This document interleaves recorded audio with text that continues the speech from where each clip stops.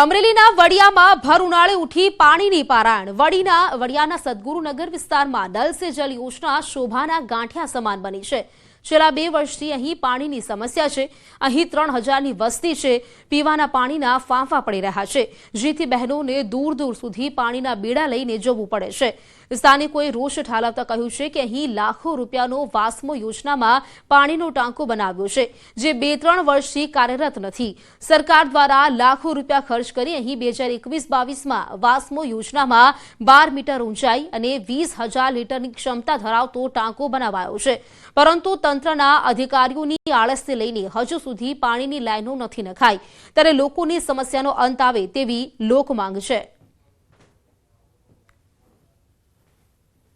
જો કે અમારા આદમી બધાય મજૂરી કામ એકાજેથી આવે, સાંજે મોડું થઈ જાય અને બૈરા એકલી કઈ પાણી ભરવા જઈ શકતી નથી। કોઈની વાડીએથી, કોઈના ડારેથી, કોઈને આજુબાજુમાં ક્યાંય કોઈનું ડીપલ હોય ત્યાં પાણી ભરવા દે ના દે, પણ તોય આજીજી કરી અને બૈરા માટે થઈને આદમીને અરજ થવા દેવું પડે। ઠેકઠેકાડે કેરબા ગાડીઓમાં નાખીને, સાયકલમાં બાંધીને એવી રીતે પાણી અમારે પૂરું કરવું પડે। નાના નાના છોકરા, અહીં નથી ડંકી, નથી દાર।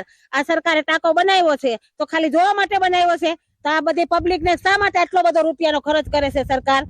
વડિયાની અંદર અત્યારે ઉનાળો છે, એટલે અમે શિયાળામાં, ચોમાસામાં અમે 3 દિવસે જ પાણી આપીએ છીએ। ત્યારે અમે 1-1 કલાક આપીએ છીએ। અત્યારે અમે અડધી કલાક પાણી આપીએ છીએ, જેથી કરીને અત્યારે અમારા જિલ્લા કુવામાં પાણી નીચે ઊંડું વહી ગયું છે। બીજા નંબરમાં નર્મદામાં ઓછું પાણી અમારે આવે છે નર્મદાનું, અને અત્યારે એનો ચેક ડેમ છે એ પણ સુકાઈ ગયો છે, એટલે પાણીની સમસ્યા થોડીક તકલીફ છે। અત્યારે ઉનાળો આવે એટલે પાણીની તકલીફ રહેવાની જ છે। હવે વાત કરીશું પરિશ્રમનું પરિણામ।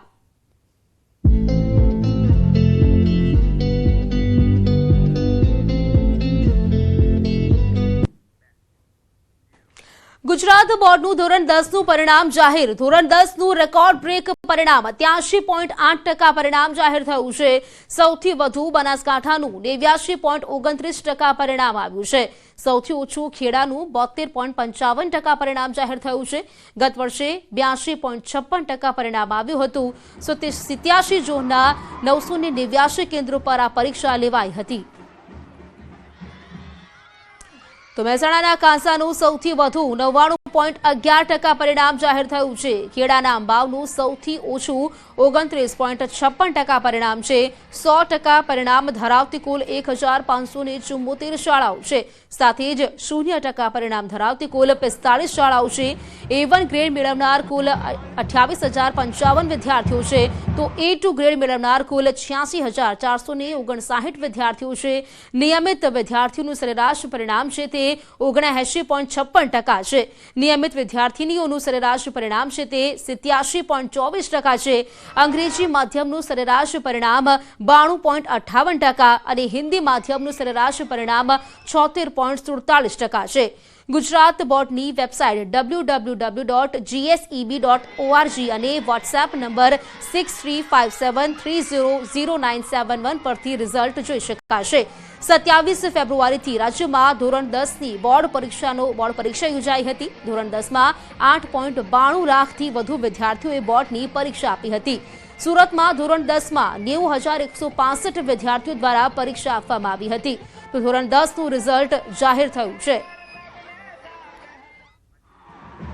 83.8% જેટલું પરિણામ આવ્યું છે। પાછલા વર્ષે પરિણામ છે તે 82.56% હતું। 8,92,000 વિદ્યાર્થીઓએ પરીક્ષા આપી હતી।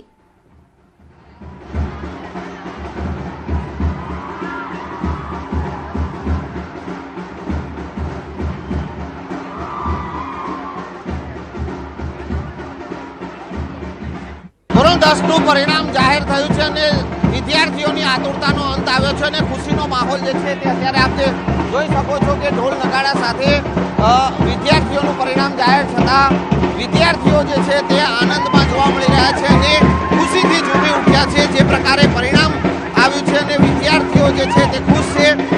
જે પરિણામની આતુરતાપૂર્વક વિદ્યાર્થીઓ જે રાહ જોઈ રહ્યા હતા, આ વખતે ફેબ્રુઆરીના છેલ્લા અઠવાડિયામાં જે પરીક્ષા વહેલી લેવાઈ હતી અને પરિણામ પણ વહેલું આવશે, ત્યારે આપ જોઈ શકો છો કે વિદ્યાર્થીનીઓ જે છે તે ખુશીથી ઝૂમી રહ્યા છે। વિદ્યાર્થીઓ આપણી સાથે છે, તેઓ પાસેથી જાણીશું પરિણામ આવ્યું છે, શું કહેશો? પટેલ અને મારા 93% આવ્યા છે A1 ગ્રેડ. કેવી તૈયારી કરી હતી? શું તૈયારી સ્કૂલવાળાઓ બી ખાસી મહેનત કરાવી હતી, ટ્યુશનમાં બી મહેનત કરી હતી, પ્લસ સવારે રોજ 3 વાગે ઉઠીને બી પ્રેક્ટિસ કરવા ઉઠતા હતા. હવે આગળ શું કરવું છે? હા, આગળ શું કરવું છે? આગળ કોમર્સ કરીને CA કરવું છે. તમારું નામ જણાવો, શું પરિણામ આવ્યું? મારું નામ શામેશ્વર સુશીલ કુમાર છે અને મારા 95% આવ્યા છે. કેવી તૈયારી કરી હતી? બહુ સારી તૈયારી કરી હતી. પેરેન્ટ્સ, ટીચર્સ બધાનો બહુ સપોર્ટ હતો અને એટલે બહુ સારા રિઝલ્ટ આવ્યું છે. 95%. કેવી તૈયારી હતી ને આખું આ આયોજન કઈ રીતે અભ્યાસ? આગળથી વહેલાથી જ મહેનત રાખી હતી અને સ્કૂલવાળાએ બી સારું એવું માર્ગદર્શન આપ્યું હતું. માતા પિતાનો બી સારો એવો સાથ હતો. આગળ શું કરવું? સાયન્સ બી ગ્રુપ લઈને ફાર્મસીમાં જવાની છે. તો જે રીતે વિદ્યાર્થીઓ જે છે તે પરિણામ વોટ્સઅપ પર જે જાહેર થયું છે અને પરિણામ જાહેર થતાની સાથે વિદ્યાર્થીઓ જે છે તે ખુશીથી ઝૂમી ઉઠ્યા છે.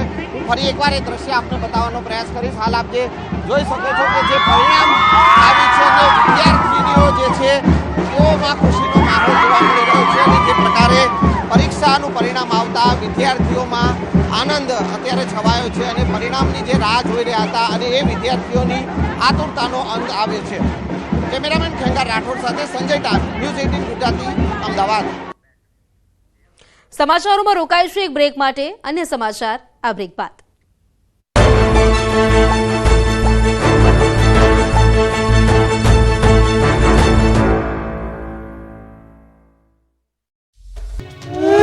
ચાર વાગ્યાના ટકોરે અને દેશભરના વિવિધ શહેરો આ પ્રકારના સાયરનથી ગુંજી ઉઠ્યા. જો યુદ્ધની સ્થિતિ સર્જાય તો આ રીતે બચવું, સતર્ક રહેવું. દેશ સહિત ગુજરાતના 18 સ્થળોએ તંત્ર દ્વારા મોકડ્રીલ કરાઈ હતી. સિવિલ ડિફેન્સ મોકડ્રીલ યોજાઈ હતી. ડાંગ, ભરૂચ, નવસારી, નર્મદા, સુરત, વડોદરા, તાપી, જામનગર, કચ્છ, દેવભૂમિ, દ્વારકા, ગીર સોમનાથ, મોરબી, બનાસકાંઠા, પાટણ, મહેસાણા, ભાવનગર, ગાંધીનગર, અમદાવાદમાં વિવિધ સ્થળોએ મોકડ્રીલ કરાઈ. એકસાથે વાગ્યા સાયરન. અમદાવાદમાં દાણી લીમડા કોર્પોરેશન કચેરી, પેલેડિયમ મોલ અને પિરાણામાં મોકડ્રીલ યોજાઈ હતી.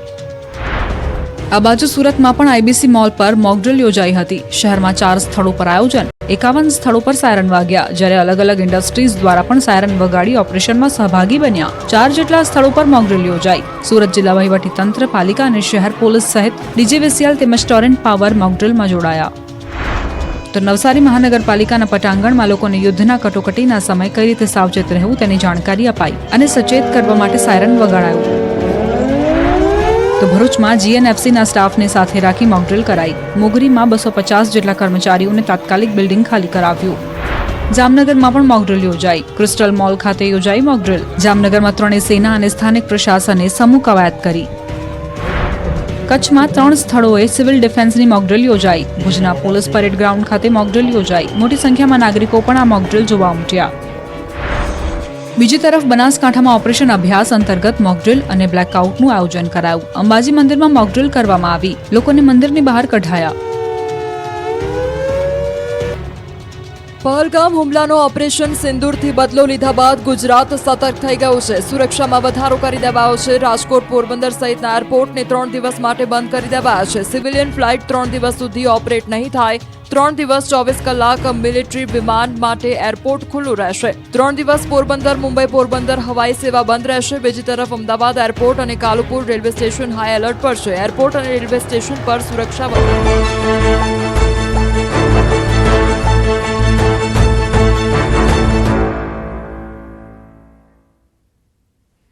બ્રેક બાદ ફરી આપનું સ્વાગત છે. નીટની પરીક્ષામાં માર્ક્સ વધારી આપવાના કૌભાંડ મામલે વધુ એકની ધરપકડ કરવામાં આવી છે. રાજકોટ ક્રાઇમ બ્રાન્ચે રાજેશ પેથાણીની ધરપકડ કરી છે. કોર્ટે કૌભાંડના મુખ્ય માસ્ટરમાઇન્ડ પૈકી એક વિપુલ તેરૈયા અને રાજેશ પેથાણીના 5 દિવસના રિમાન્ડ મંજૂર કર્યા છે. પોલીસે બેલગામના આરોપી મનજીત જૈનની શોધખોળ શરૂ કરી. છેલ્લા 2 વર્ષથી ટોળકીએ સક્રિય હોવાનું તપાસમાં સામે આવ્યું છે. રાજેશ પેથાણી નીટની પરીક્ષાની તૈયારી કરાવનારા રોયલ એકેડમીના ચેરમેન છે.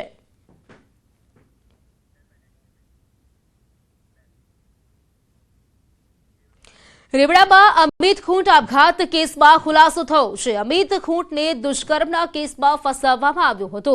આરોપીઓની પૂછપરછમાં આ મોટો ખુલાસો થયો છે. પૂજા રાજગોરે અમિતને ફસાવવાનું કાવતરું રચ્યું હતું.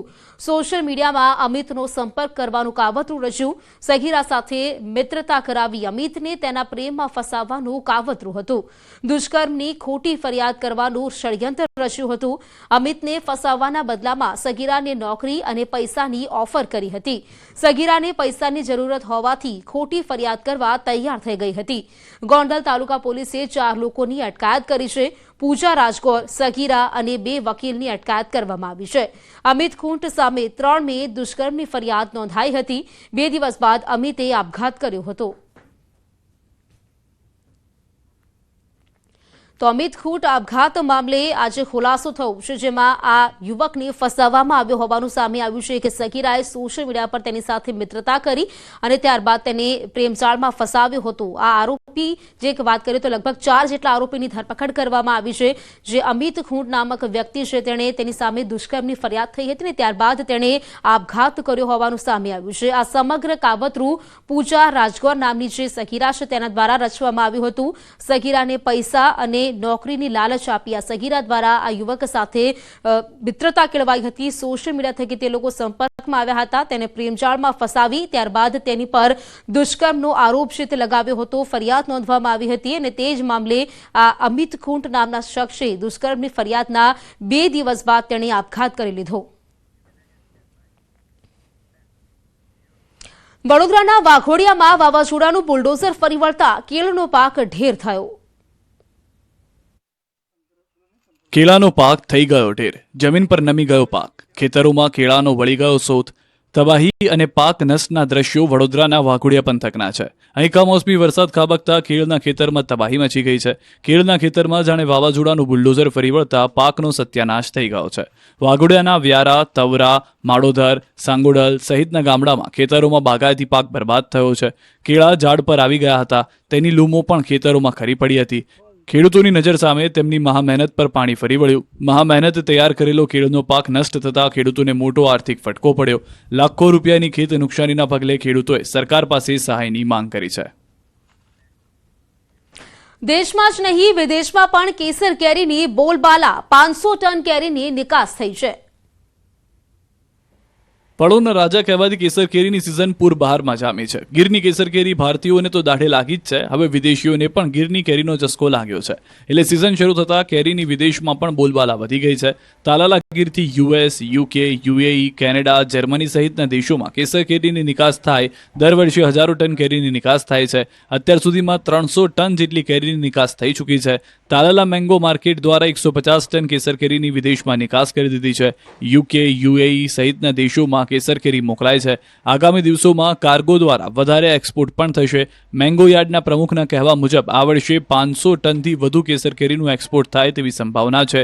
આ વર્ષે કેસર કેરીનું ઉત્પાદન ખૂબ ઓછું છે, પરંતુ વિદેશોમાં ખાસી માંગ છે. આ વર્ષે કેસર કેરીની ગુણવત્તા પણ સારી છે. સામે બજારમાં 15 થી 20% ભાવ વધારો પણ આ વર્ષે જોવા મળી રહ્યો છે. દરેક દેશના નિયમ મુજબ અહીં કેસર કેરીનું પેકિંગ થાય છે. આ પેકિંગ પ્લાન્ટમાં હાર્વેસ્ટિંગ, હોટ વોટર વોશિંગ, રેપલિંગ થયા બાદ પેકિંગ થાય છે. 3 કિલોનું એક બોક્સ પેક કરવામાં આવે છે. વર્તમાન વર્ષમાં કેસરનું ઉત્પાદન ઓછું છે. સામે વિદેશમાં માંગ વધુ છે. ભાવો પણ જળવાઈ રહ્યા છે.